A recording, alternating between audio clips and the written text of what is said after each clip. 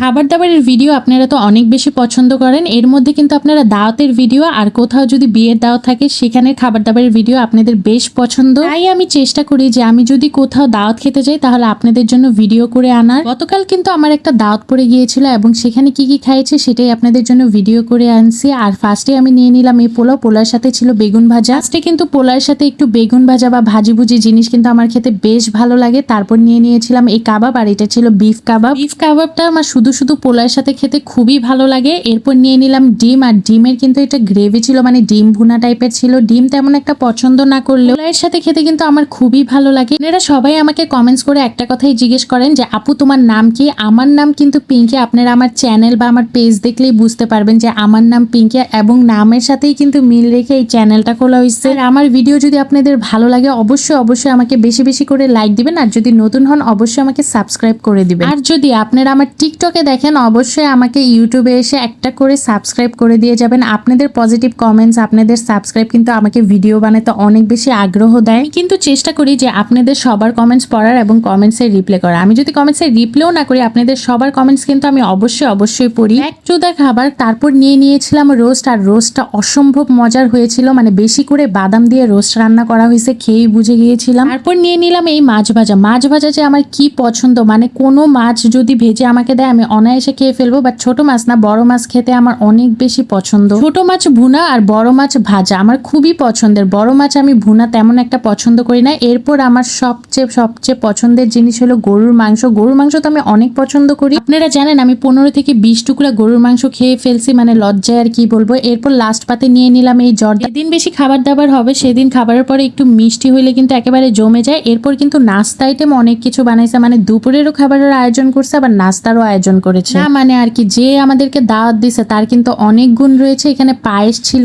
জর্দা ছিল, তারপর পুরি ছিল, মোগলাই ছিল, আবার এখানে ছিল মুড়ি মাখা। তারপর আমি যখন গিয়েছিলাম ওদের জন্য আমি কেক নিয়ে গিয়েছিলাম। ভাবলাম যে মিষ্টি অনেকেই খায় না, বাট কেক তো বাচ্চারা সবাই মিলে কেকটা খুবই পছন্দ করে। এবার আপনাদেরকে একটা বুদ্ধি দিয়ে, অনেক জায়গায় কিন্তু অনেক মানুষ ডায়াবেটিসের রোগ থাকে বা অনেক কিছুই থাকে, অনেকে মিষ্টি খেতে চায় না। আগেকার মানুষ মিষ্টি খেতে চায়, তো ইদানিং মানুষ মিষ্টি খেতেই চায় না। আপনারা যদি কারো বাসায় দাওয়াত খেতে যান অবশ্যই আমার মতো পেস্ট্রি কেক নিয়ে যাবেন। এটা কিন্তু বড় ছোট সবাই অনেক পছন্দ এবং খুশিও হয়ে যায় এটা দেখি। আমি কোথাও দাওয়াত খেতে গেলে মিষ্টি আইটেম কিছুই নেই না, আমি জাস্ট পেস্ট্রি কেক নিয়ে যাই, যেটা বাচ্চাদের এবং বড়দের খুবই পছন্দ। দাওয়াতের খাবার দাবার আমার এই পর্যন্তই আজকে। তো don't forget this video, like comment and share. Bye bye, thanks for watching.